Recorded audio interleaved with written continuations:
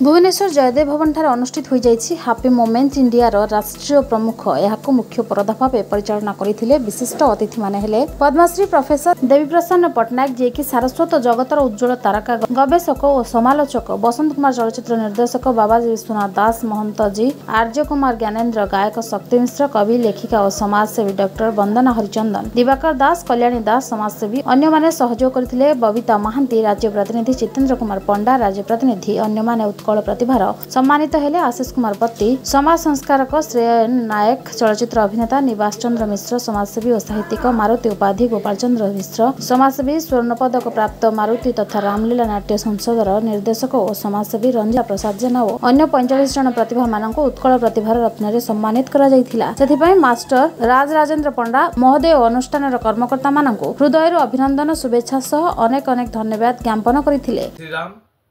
रामाय रामभद्राय रामचंद्राय मानसे रघुनाथाय नाथाय सीताय पतये नमः।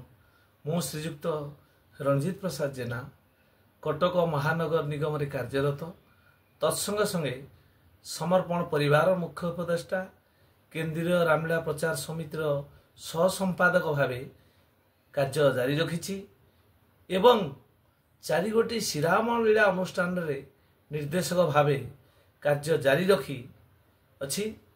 ता सहित सामाजिक कार्य मध्य जारी रखी अछि। ओडिशा रे लुचि जाउथिबा प्रतिभा मानकु लोकलोचन को आनी हैप्पी मोमेंट तरफरु जो सम्मान रे सम्मानित करा जाउछि, एथिपई मु गर्वित।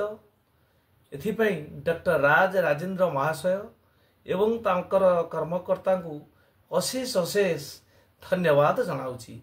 यही पुरस्कार आगो को आहुरी समाज कल्याण पाई प्रेरणा जोगाइबो। जय श्री राम। बारंगरु लोचन मुदलिंग रिपोर्ट कामयाब टीवी।